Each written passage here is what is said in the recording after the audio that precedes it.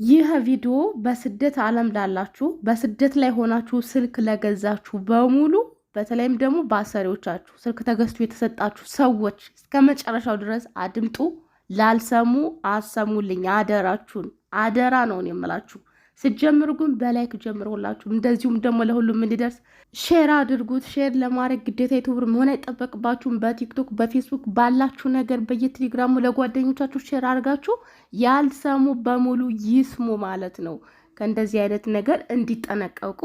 ሰላም እንዴት ናችሁ? ውድ የተከበራችሁ ቤተሰቦች ደህና ናችሁ? እኔ ያለው እግዚአብሔር ይመስገን። እናንተም በያላችሁበት ዓለም ቅርንጫፍ እንደየሰዓታችሁ አቆጣጠር የነጋባችሁም የመሸባችሁም የረፈደባችሁም ሰላማችሁ በክርስቶስ ብዝት ትርፍርፍ በልኝ እያልኩኝ ዛሬ ቀጥታ ወደ ጉዳይ ነው የምገባላችሁ ማለት ነው። እንግዲህ ዛሬ ሁላችሁም ርዕሱን አይታችሁታል። ብዙዎቻችን የቴክኖሎጂውን መርቀቅ አናውቅም። ከራሴ ጅምር ማለት ነው። ከራሴ ጅምር እኛ ቤት የተፈጠረውን ነገር ዛሬ እነግራችኋለሁ ማለት ነው። እኛ ቤት ስላችሁ ግዴታ እኔ ቤት ሳይሆን በእኛ አሰሪዎች ፋሚሊ ዙሪያ የተፈጠረውን ነገር ነው ብነግራችሁ ማለት ነው። በእውነት በጭራሽ የማትገምቱት ነገር። እኔ ራሱ በጣም ነው የተገረምኩት። እንደዚህ አይነት ነገር ይፈጠራል ብዬ ገምቼ ማስቤም አላውቅም ማለት ነው። ከዚህ በፊት እኔ የገጠመኝን ነገር ነግሬያቸዋለሁኝ። ምንም በማላውቅበት ተቀምጬ እንግዲህ የራሴ ክፍል ነው ብዬ ብዙ ነገር እንግዲህ ራቁታችሁን ሆናችሁ መቼም ብዙ የራሳችሁ ክፍል ከሆነ ብዙ ታደርጋላችሁ። እንደዚህ አይነት ነገር ይኖራል ብላችሁ አታስቡም። ምንድነው የተፈጠረው? እንግዲህ ማንም ሰው ቤት ውስጥ አልነበረም። እንዲያው ላስታውሳችሁ ብዬ ነው። ከዚህ ፊት ቀን ጨባርጌ ነግሬያችኋለሁ። ማንም ሰው አልነበረም። ከውጭን የራሴ ነኝ። ቤትን እያጸዳው ነበር። ስልክ ተደወለብኝ። ከዛም በኋላ ስልኩን እያወራሁ እያለ ሴትዮዋ እንግዲህ ተቀምጬ አይታለች። ለካ እሷ እየተከታተለች ነው። እኔ ደግሞ ማውቀው ነገር የለም። ሄሎ ሄሎ ትለኛለች። እሷም ስሜን እየጠራች ማለት ነው። ተደናበርኩኝ። ቤት ውስጥ ሰው የለም።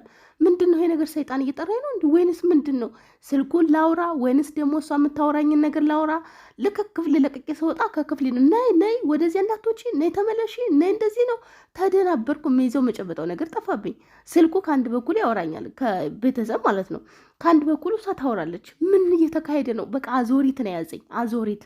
እሷን እፈልጋለሁኝ። እኔ የማውቀው እንግዲህ ካሜራ ሲባል ሁላችሁም እኔ በተለይ ማቀው የሴኩሪቲ ያላ ጉብ ጉብ የሚለው እንደዚህ ኖርማሊ ያኔትን ቦታ የምናየው የሆነ ሊፍት ውስጥ ስንገባ ምን የሚቀመጥ እንደዚሁም ደግሞ የትን ቦታ የጋራጅ ቦታ እንደዚሁም ደግሞ የአፓርትመንቱ ላይ ብቻ ታውቁታላችሁ ሴኩሪቲ ካሜራ እና ብዙ ጊዜ እሱ ነው ማቀው። ከዚህ የተለየ ነገር ያለ አልመሰለኝም፣ አላውቅም። ከዛም በኋላ ቀን አልኩኝ። በጣም ጨዋታ ሲበዛብኝ ከላይ ነው ከአምፖሉ ላይ ነው የምታወራኝ። እንደ ኢትዮጵያ አይነት አምፖል ነው። ቀና ስል እሷ እያየች ነው። እኔ ግን የማውቀው ነገር የለም። ስትወጣም ስገባም ያለውን ነገር ሁሉን ነገር እሷ ትከታተላለች። እኔ አላውቅም። ሳወራትም እኔ እንግዲህ ስልክ እያወራሁ እንደሆነ ታውቃለች። ብቻ ምን አስባ ምን አቀዳ እንደሆነ ወይ ከማን ጋር የምታወራው ብቻ ፈጣሪ ይወቀው፣ አላውቅም።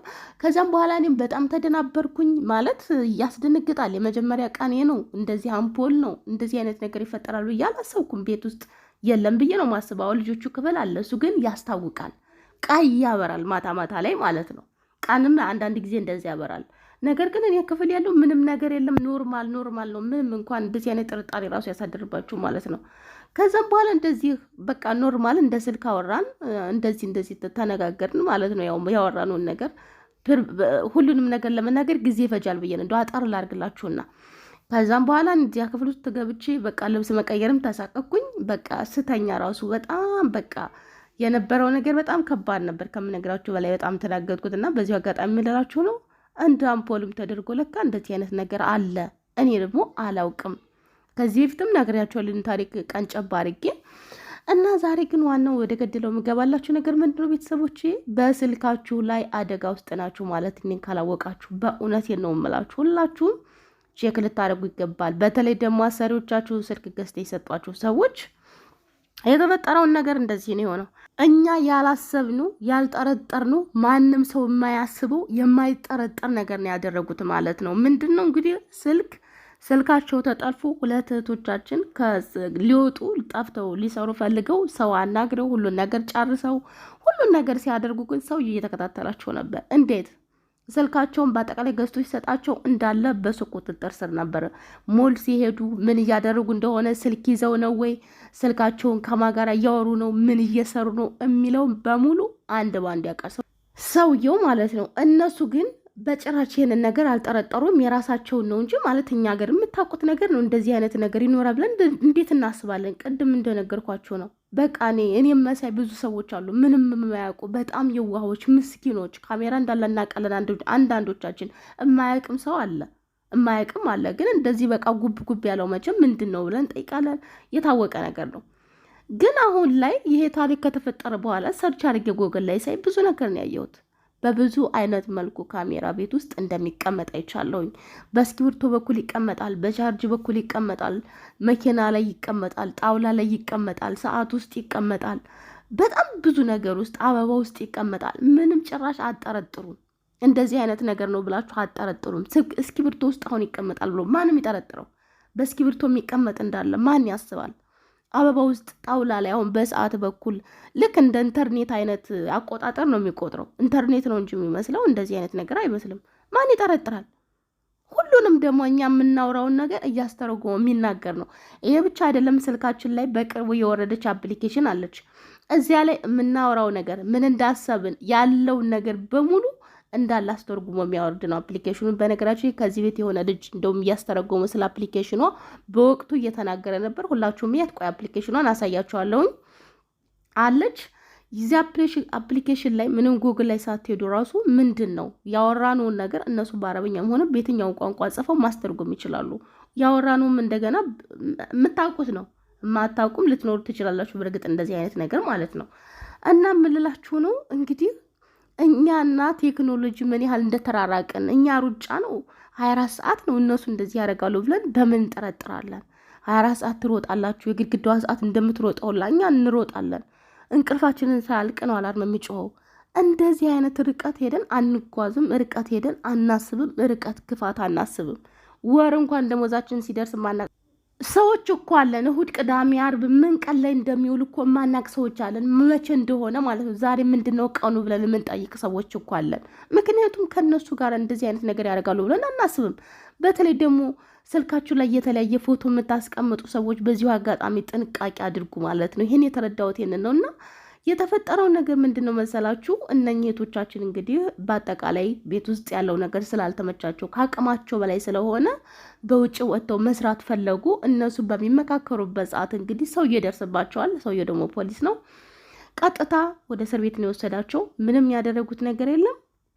እንግዲህ 8 ወር ነው የተፈረደባቸው ማለት ነው። 8 ወር ምንም ጥፋት ያላጠፉ ወጥተው ሊሰሩ በመሆኑና በመመካከራቸው ብቻ ነው ይሄ ነገርና ምን ልላችሁ ነው ጓደኞቼ፣ ዋካችሁ ሁላችሁም ስልካችሁን ቼክ አድርጉ።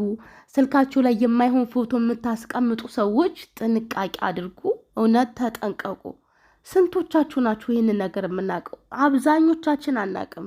ብዙ ነገር በእርግጥ ለነሱ ሳይሆን ለፈጣሪ ብለን ጥሩ ነገር ማድረግ አለብን። ቤት ውስጥ ምንም እናደርጋለን ማለት አይደለም። እኛ አብዛኞቻችን እንብላውን ጠጣው የሆነ ነገርና ክፋት እንስራ ከማለት ይልቅ ስልካችንን ይዘን ወደ ወሬ ምን ተባለ ምን ተደረገ አይነት ነገር ላይ ነው የምናተኩረው።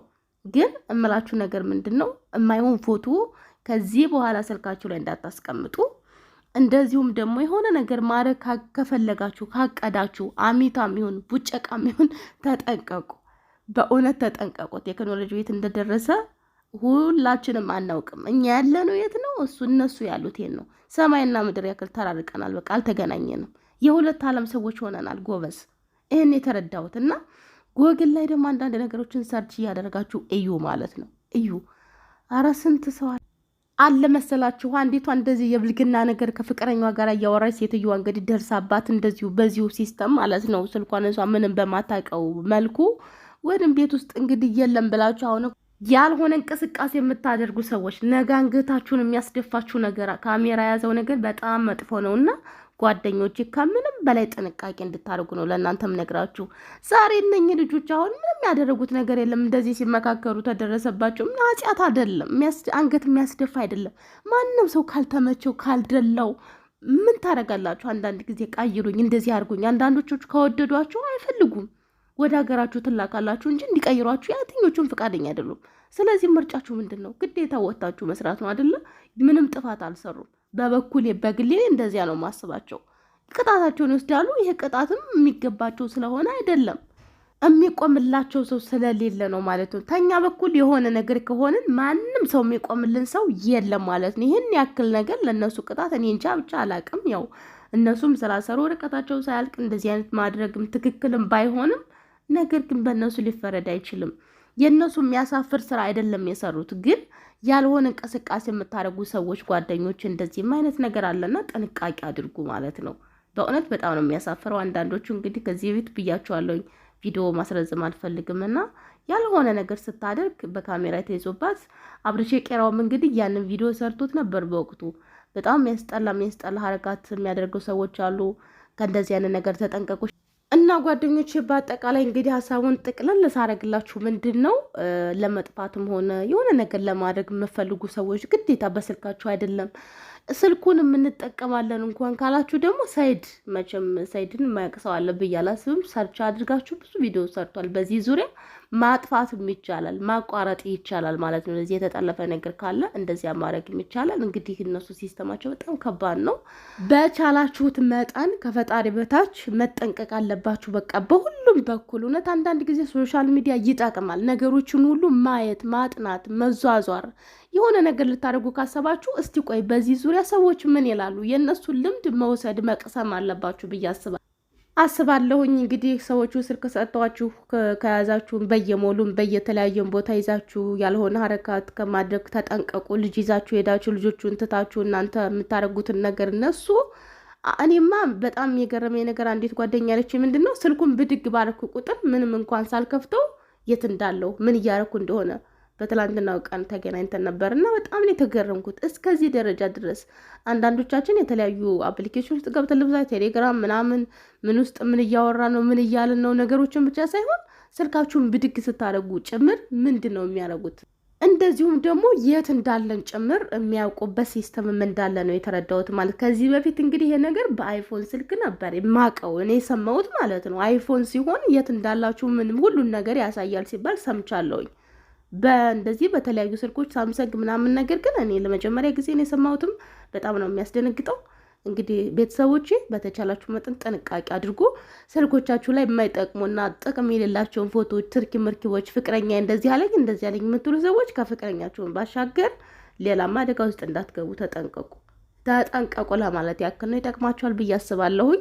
እንደዚሁም ደግሞ ለመውጣት የሚያሰባችሁ ለመጥፋት የሚያሰባችሁ ከሌላ ሰው ስልክ ብትጠቀሙ ሞር የተሻለ ነው። በራሳችሁ ስልክ ሳይሆን ሱቆታችሁ ሊሆን ይችላል። እንደዚሁም ከተለያየ ቦታ እዚያ ሄዳችሁ ብትደውሉ ወይንም ደግሞ ታክሲ ከገባችሁ በኋላ ከባለ ታክሲ ወስዳችሁ ብትደውሉ ጥሩ ነው ብዬ አስባለሁ። ተጠንቀቁ። ከዛ ውጭ ደግሞ በሲስተም ብታወሩ ጥሩ ነው እንጂ እኔ የማወራው አማርኛ ነው ማንም ሰው አይሰማኝም፣ እኔ የማወራ እንደዚህ ነው ምናምን፣ ይሄ ቀረ። ሁሉም ነገር ይታወቃል፣ ሁሉም ነገር ይሰማል። እንደነገርኳችሁ ነው። አፕሊኬሽን ስልካችሁ ላይ የወረደች አፕሊኬሽን አለች። ቆይ እሷንም አሳያችኋለሁኝ። መቼም ሁላችሁም ታውቁታላችሁ ብዬ ነው። አሁን በቅርብ ነው የወረደው ይሄ አፕሊኬሽን፣ ሁሉም ስልክ ላይ ወርዷል። በሱ በኩል የሚቻለን እንደዚሁም ደግሞ እንግዲህ አሁን ቴክኖሎጂውን ታውቁታላችሁ። የቋንቋውን ነገር የምታውቁት ነገር ነው። አማርኛ እስከ ማስተርጎም ሁሉን ቋንቋ የሚያስተረጉሙ አፕሊኬሽኖች አሉና ጎግሎች እና ጥንቃቄ አድርጉ። እንግዲህ የዛሬው መረጃ ይሄን ይመስላል። እንደወደዳችሁት አልጠራጠርም፣ ግን ላይክ ማድረጋችሁን አትርሱ። ዛሬ ይሄንን ይዤ የመጣሁበት ዓላማ ምንድን ነው? አንድ ሰው እንኳ ይህንን ነገር ሰምቶ ቢጠነቀቅ። ምክንያቱም ስንት የማያውቅ የዋህ ሰው አለ። ያችን ነገር ብቻ ልክ እንደኔ ይችን የሴኪሪቲዋን ብቻ ነች ሌላ ነገር የለም ብሎ የሚያደርግ ማለት ምንም ነገር ባታረጉ እንኳን ማወቁ አይከፋም። ሚስማር ውስጥ ራሱ የምትደረግ እንዳለች ነው እንግዲህ ሰይድ ሲያስተምር የተረዳሁት ነገር ማለት ነው።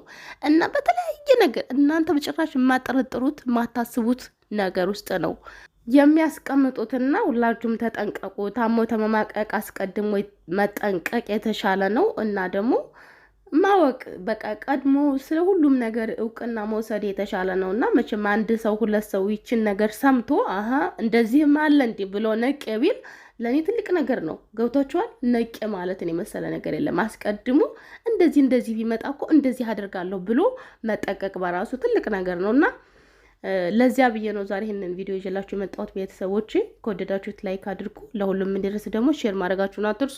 እወዳችኋለሁ፣ አከብራችኋለሁ። አምላክ ሀገራችንን ሰላም ያድርግልን፣ እኛም ወተን ከመቅረት ይሰውረን። በድጋሚ እስከምንገናኝ ድረስ ሰላማችሁ ይብዛልኝ። ቻው።